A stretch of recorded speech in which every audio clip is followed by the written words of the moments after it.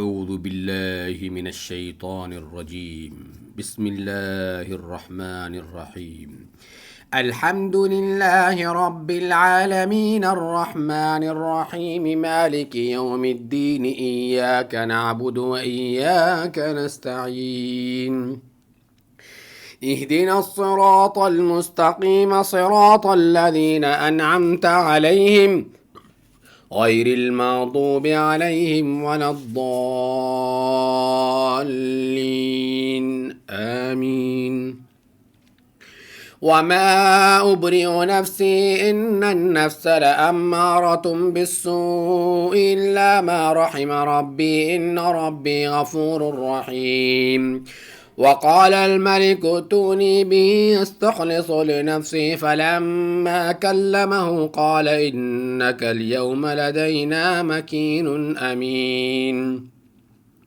قال اجعلني على خزائن الأرض إني حفيظ عليم.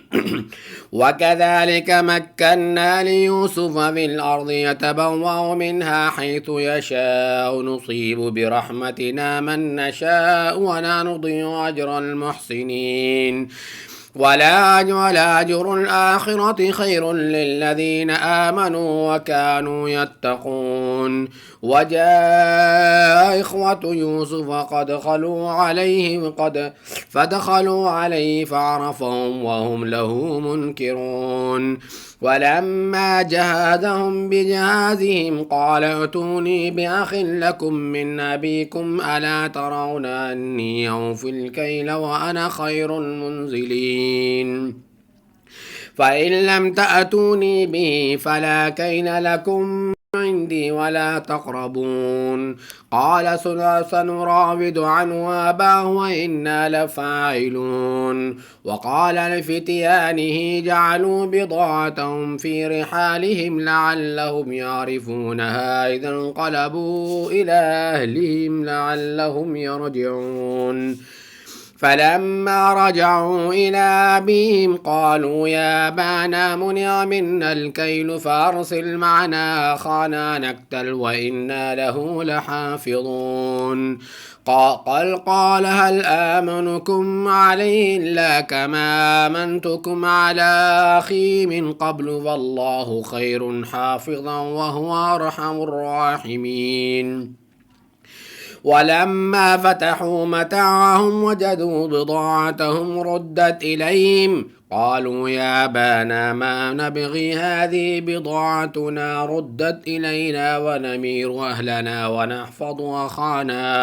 ونحفظ أخانا ونزداد كيل بعير ذلك كيل يسير. قال لن أرسله معكم حتى تؤتوني موثقا من الله لتأتونني به إلا أن يحاط بكم فلما آتوه موثقهم قال الله على ما نقول وكيل. وقال يا بني لا تدخلوا من باب واحد وادخلوا من أبواب متفرقة وما أغني عنكم من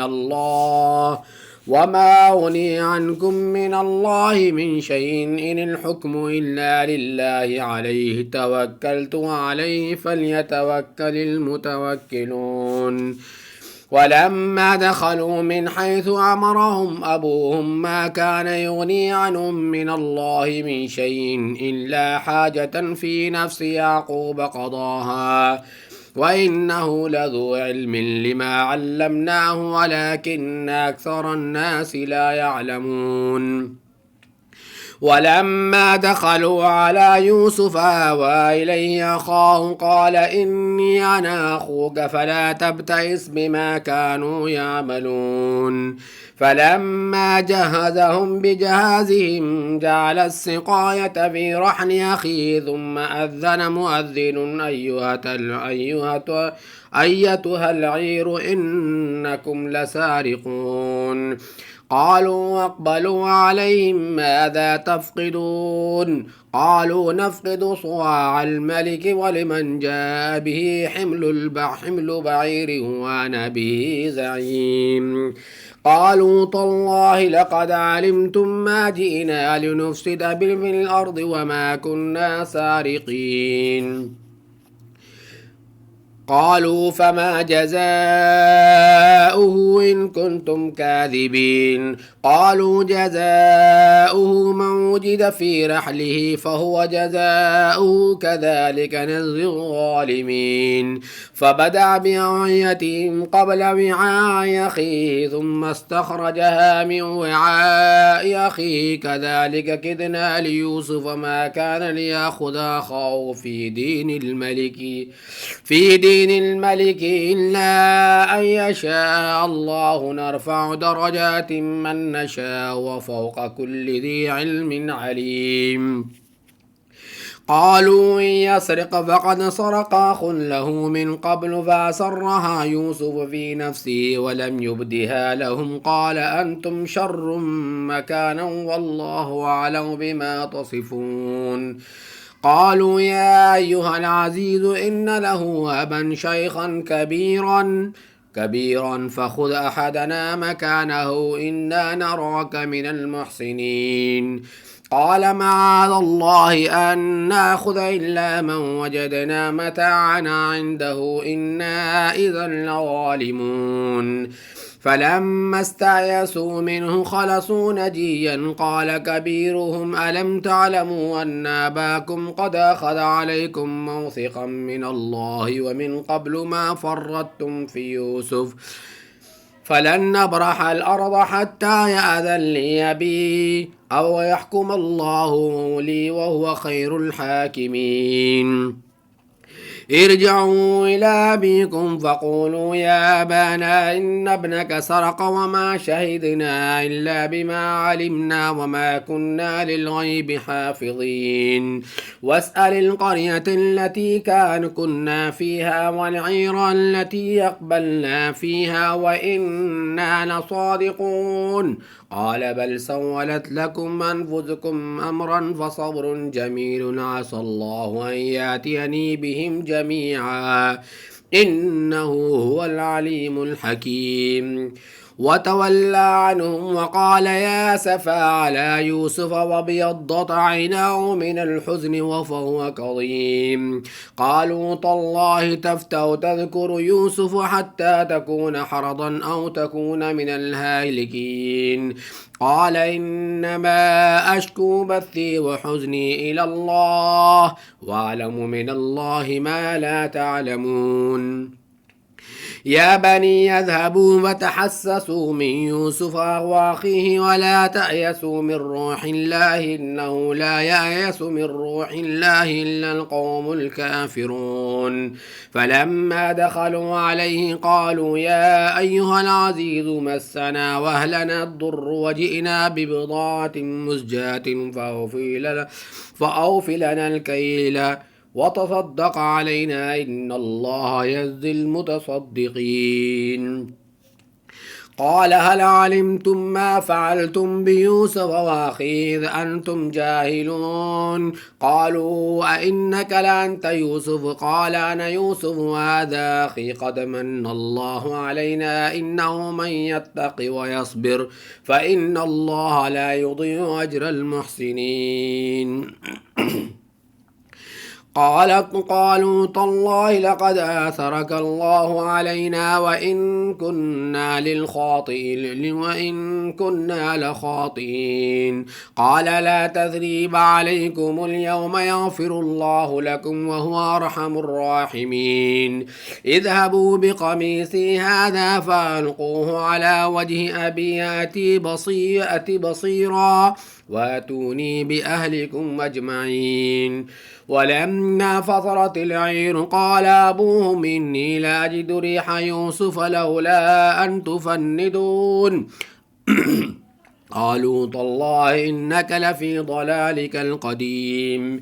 فلما أن جاء البشير ألقاه على وجهه فارتد بصيرا قال لم أقل لكم إني أعلم من الله ما لا تعلمون.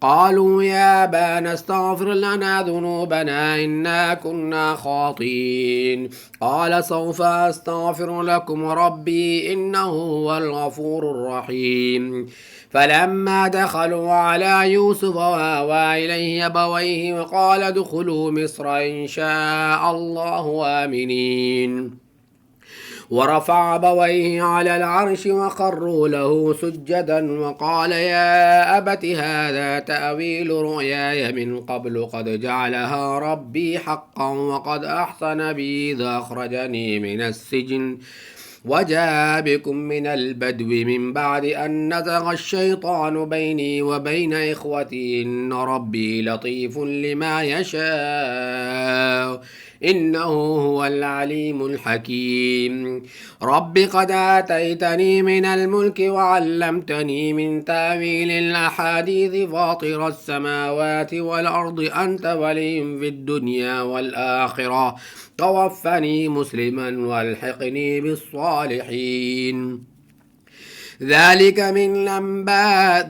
من أنباء الغيب نوحي إليك وما كنت لديهم إذا أجمعوا أمرهم وهم يمكرون وما أكثر الناس ولو حرصت بمؤمنين وما تسألهم عليه من أجر إن وإلا ذكر للعالمين وكأي من آية في السماوات والأرض يمرون عليها وهم عنها معرضون وما يؤمن أكثرهم بالله إلا وهم مشركون أفأمنوا أن تأتيهم غاشية من عذاب الله أو تأتيهم الساعة بغتة وهم لا يشعرون قل هذه سبيلي يدعو إلى الله على بصيرة أنا ومن اتبعني وسبحان الله وما أنا من المشركين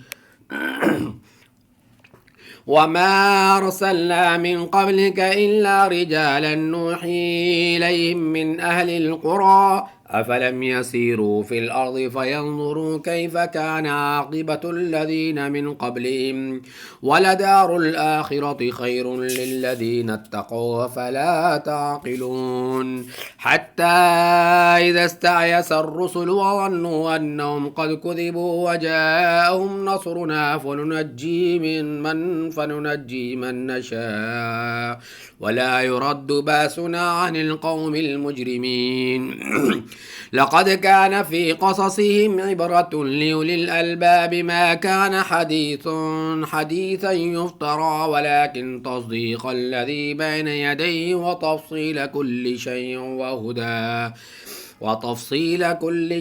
وهدى ورحمة لقوم يؤمنون سورة الرعد بسم الله الرحمن الرحيم ألف لام ميم را تلك آيات الكتاب والذي أنزل إليك من ربك الحق ولكن أكثر الناس لا يؤمنون الله الذي رفع السماوات بغير عمد ترونها ثم استوى على العرش وسخر الشمس والقمر كل يجري لأجل مسمى يدبر الأمر يفصل الآيات لعلكم بلقاء ربكم توقنون وهو الذي مد الأرض وجعل فيها رواسي وأنهارا ومن كل الثمرات جعل فيها زوجين اثنين يغشي الليل النهار إن في ذلك لآيات لقوم يتفكرون وفي الأرض قطع متجاورات وجنات من أعناب وزرع ونخيل صنوان غير صنوان يسقى بماء واحد ونفضل بعضها على بعض في الأكل إن في ذلك لآيات لقوم يعقلون وإن تعجب فعجب قولهم أإذا كنا ترابا أإنا لفي خلق جديد أولئك الذين كفروا بربهم وأولئك الأغلال في أعناقهم وأولئك أصحاب النار هم فيها خالدون ويستعجلونك بالسيئات قبل الحسنة وقد خلت من قبلهم المثلات وإن ربك لذو مغفرة للناس على ظلمهم وإن ربك لشديد العقاب ويقول الذين كفروا لولا أنزل عليه آية من ربه إنما أنت منذر ولكل قوم هاد الله يعلم ما تحمل كل أنثى وما تغيض الأرحام وما تزداد وكل شيء عنده بمقدار عالم الغيب والشهادة الكبير المتعال سواء منكم من أسر القول ومن جار به ومن هو مستخف بالليل وسارب بالنهار له معقبات من بين يديه ومن خلفه يحفظونه من أمر الله إن الله لا يغير ما بقوم حتى يغيروا ما بأنفسهم وإذا أراد الله بقوم سوءا فلا مرد له وما لهم من دونه من وال هو الذي يريكم البرق خوفا وطمعا وينشئ السحاب الثقال ويسبح الرعد بحمده والملائكة من خيفته ويرسل الصواعق فيصيب بها من يشاء وهم يجادلون في الله وهو شديد المحال له دعوة الحق والذين يدعون من دونه لا يستجيبون لهم بشيء إلا كباسط كفيه إلى الماء ليبلغ فاه وما هو ببالغه وما دعاء الكافرين إلا في ضلال ولله يسجد من في السماوات والأرض طوعا وكرها وظلالهم بالغدو والآصال قل من رب السماوات والأرض قل الله قل فاتخذتم من دونه أولياء لا يملكون لأنفسهم نفعا ولا ضرا قل هل يستوي الأعمى والبصير أم هل تستوي الظلمات والنور أم جعلوا لله شركاء خلقوا كخلقه فتشابه الخلق عليهم قل الله خالق كل شيء وهو الواحد القهار أنزل من السماء ماء فسالت أودية بقدرها فاحتمل السيل زبدا رابيا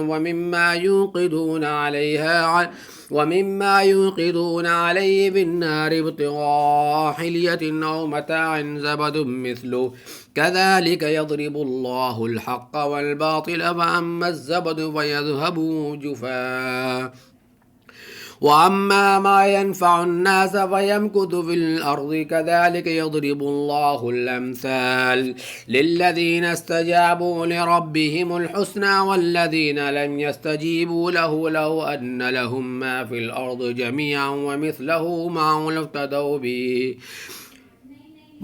لافتدوا به أولئك لهم سوء الحساب ومأواهم جهنم وبئس المهاد أفمن يعلم أن ما أنزل إليك من ربك الحق كمن هو أعمى إنما يتذكر أولو الألباب الذين يوفون بعهد الله ولا ينقضون الميثاق والذين يصلون ما أمر الله به أن يوصل ويخشون ربهم ويخافون سوء الحساب والذين صبروا ابتغاء وجه ربهم وأقاموا الصلاة وأنفقوا مما رزقناهم سرا وعلانية ويدرؤون بالحسنة السيئة أولئك لهم عقبى الدار جنات عدن يدخلونها ومن صلح من آبائهم وأزواجهم وذرياتهم والملائكة يدخلون عليهم من كل باب سلام عليكم بما صبرتم فنعم عقبى الدار. والذين ينقضون عهد الله من بعد ميثاقه ويقطعون ما أمر الله به أن يوصل ويفسدون في الأرض أولئك لهم اللعنة ولهم سوء الدار. الله يبسط الرزق لمن يشاء ويقدر وفرحوا بالحياة الدنيا وما الحياة الدنيا في الآخرة إلا متاع. ويقول الذين كفروا لولا أنزل عليه آية من ربه قل إن الله يضل من يشاء ويهدي إليه من أناب. الذين آمنوا وتطمئن قلوبهم بذكر الله ألا بذكر الله تطمئن القلوب. الذين آمنوا وعملوا الصالحات طوبى لهم وحسن مآب.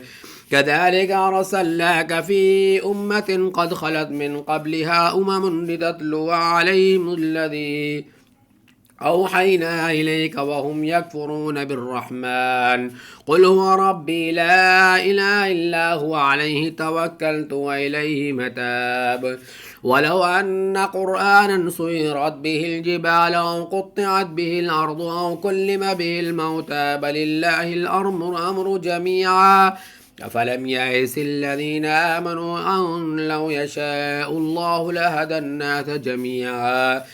ولا يزال الذين كفروا تصيبهم بما صنعوا قارعة أو تحل قريب من دارهم حتى يأتي وعد الله إن الله لا يخلف الميعاد. ولقد استهزئ برسل من قبلك فأمليت للذين كفروا ثم أخذتهم فكيف كان عقاب. أفمن هو قائم على كل نفس بما كسبت وجعلوا لله شركاء قل سموهم أم تنبئونه بما لا يعلم في الأرض أم بظاهر من القول بل زين للذين كفروا مكرهم وصدوا عن السبيل ومن يضلل الله فما له من هاد.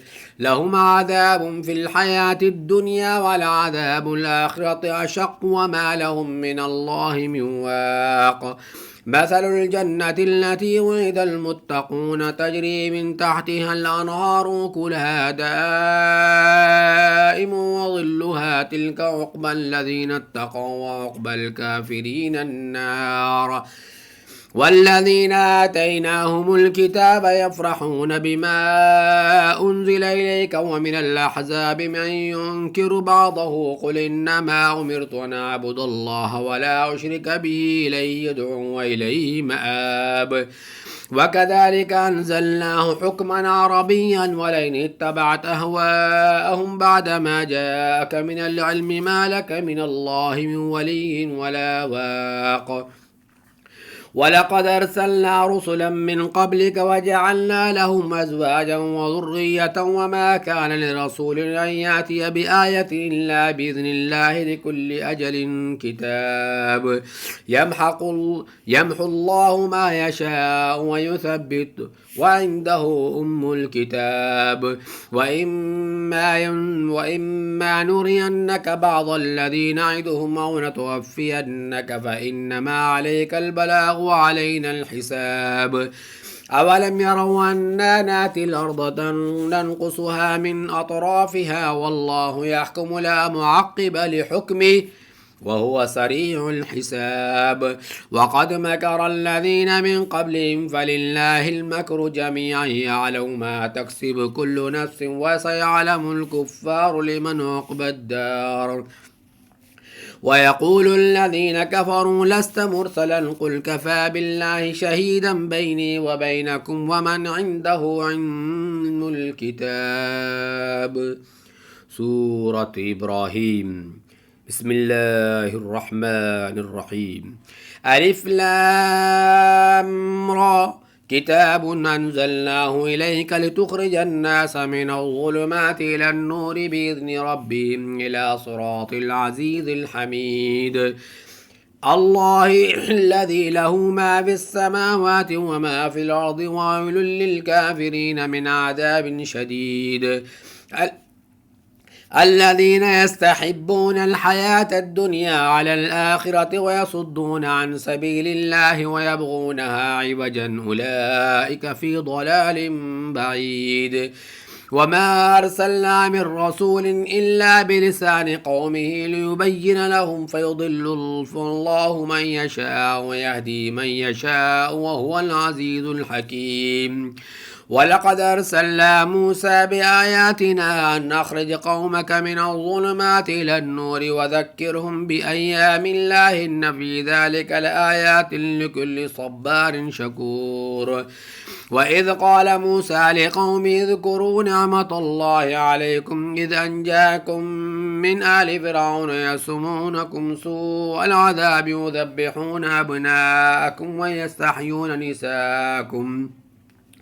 ويستحيون نساءكم وفي ذلكم بلاء من ربكم عظيم وإذ تأذن ربك لئن شكرتم لأزيدنكم ولئن كفرتم إن عذابي لشديد وقال موسى إن تكفروا أنتم ومن في الأرض جميعا فإن الله لغني حميد ألم يأتكم نبأ الذين من قبلكم قوم نوح وعاد وثمود والذين من بعدهم لا يعلمهم إلا الله جاءتهم رسلهم بالبينات فردوا أيديهم في أفواههم وقالوا إنا كفرنا بما أرسلتم به وإنا لفي شك مما تدعوننا إليه مريب قالت رسلهم في الله شك فاطر السماوات والأرض يدعوكم ليغفر لكم من ذنوبكم ويؤخركم إلى أجل مسمى قالوا إن أنتم إلا بشر مثلنا تريدون أن تصدونا عما كان يعبد آباؤنا فأتونا بسلطان مبين قالت لهم رسلهم أن نحن إلا بشر مثلكم ولكن الله يمن على من يشاء من عباده وما كان لنا أن نأتيكم بسلطان إلا بإذن الله وعلى الله فليتوكل المؤمنون وما لنا ألا نتوكل على الله وقد هدانا سبلنا ولنصبرن على ما آذيتمونا وعلى الله فليتوكل المتوكلون وقال الذين كفروا لرسلهم لنخرجنكم من أرضنا أو لتعودن في ملتنا وأوحى إليهم ربهم لنهلكن الظالمين ولنسكننكم الأرض من بعدهم ذلك لمن خاف مقامي وخاف وعيد واستفتحوا وخاب كل جبار عنيد من وراء جهنم يسقى من ماء صديد يتجرع ولا يكاد يصيغ وياتيه الموت من كل مكان وما هو بميت ومن ورائه عذاب غليظ مثل الذين كفروا بربهم أعمالهم كرماد اشتدت به الريح في يوم عاصف لا يقدرون مما كسبوا على شيء ذلك هو الضلال البعيد ألم تر أن الله خلق السماوات والأرض بالحق إن يشاء يذهبكم ويأتي بخلق جديد وما ذلك على الله بعزيز وبرزوا لله جميعا فقال الضعفاء للذين استكبروا إنا كنا لكم تبعا فلا أنتم مغنون عنا من عذاب الله من شيء قالوا لو هدانا الله لهديناكم سواء علينا جزعنا أم صبرنا ما لنا من محيض وقال الشيطان لما قضي الأمر إن الله وعدكم وعد الحق ووعدتكم فأخلفتكم وما كان لي عليكم من سلطان إلا أن دعوتكم فاستجبتم لي فلا تلوموني ولوموا أنفسكم ما أنا بمصرخكم وما أنتم بمصرخي إني كفرت بما أشركتموني من قبل إن الظالمين لهم عذاب أليم. وأدخل الذين آمنوا وعملوا الصالحات جنات تجري من تحتها الأنهار خالدين فيها بإذن ربهم تحيتهم فيها سلام. ألم تر كيف ضرب الله مثلا كلمة طيبة كشجرة طيبة أصلها ثابت وفرعها في السماء تؤتي أكلها كل حين بإذن ربها ويضرب الله الأمثال للناس لعلهم يتذكرون.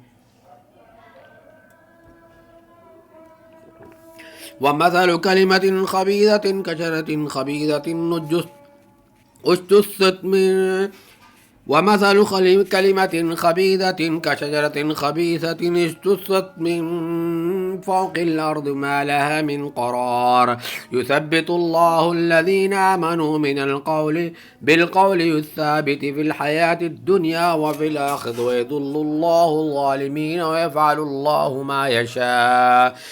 ألم تر إلى الذين يبدلون نعمة الله كفرا وحلوا قومهم دار البوار جهنم يصلونها وبئس القرار. وجعلوا لله أندادا ليضلوا عن سبيله قل تمتعوا فإن مصيركم إلى النار. قل لعبادي الذين آمنوا يقيموا الصلاة وينفقوا مما رزقناهم سرا وعلانية من قبل أن يأتي يوم لا بيع فيه ولا خلال. الله الذي خلق السماوات والأرض وأنزل من السماء ماء فأخرج به من الثمرات رزقا لكم وسخر لكم الفلك لتجري في البحر بأمره وسخر لكم الأنهار وسخر لكم الشمس والقمر دائبين وسخر لكم الليل والنهار وآتاكم من كل ما سألتموه وإن تعدوا نعمة الله لا تحصوها إن الإنسان لظلوم كفار. وإذ قال إبراهيم رب اجعل هذا البلد آمنا واجنبني وبني أن نعبد الأصنام رب إنهن أضللن كثيرا من الناس فمن تبعني فإنه مني ومن عصاني فإنك غفور رحيم. ربنا إني أسكنت من ذريتي بواد غير ذي زرع عند بيتك المحرم ربنا ليقيموا الصلاة فاجعل أفئدة من الناس تهوي إليهم وارزقهم من الثمرات لعلهم يشكرون. ربنا إنك تعلم ما نخفي وما نعلن وما يخفى على الله من شيء في الأرض ولا في السماء الحمد لله الذي وهب لي على الكبر إسماعيل وإسحاق إن ربي لسميع الدعاء. رب اجعلني مقيم الصلاة ومن ذريتي ربنا وتقبل دعاء. رب اغفر لي ولوالدي وللمؤمنين يوم يقوم الحساب. ولا تحسبن الله غافلا عما يعمل الظالمون إنما يؤخرهم ليوم تشخص فيه الأبصار مهطعين مقنعي رؤوسهم لا يرتد إليهم طرفهم وافدتهم هواء. وأنذر الناس يوم يأتيهم عذاب فيقول الذين ظلموا ربنا أخرنا إلى أجل قريب نجيب دعوتك ونتبع الرسل ولم تكونوا فأقسمتم من قبل ما لكم من زوال. وسكنتم في مساكن الذين ظلموا أنفسهم وتبين لكم كيف فعلنا بهم وضربنا لكم الأمثال. وقد مكروا مكرهم وعند الله مكرهم وإن كان مكرهم لتزول منه الجبال. فلا تحسبن الله مخلف وعده رسله إن الله عزيز ذو انتقام.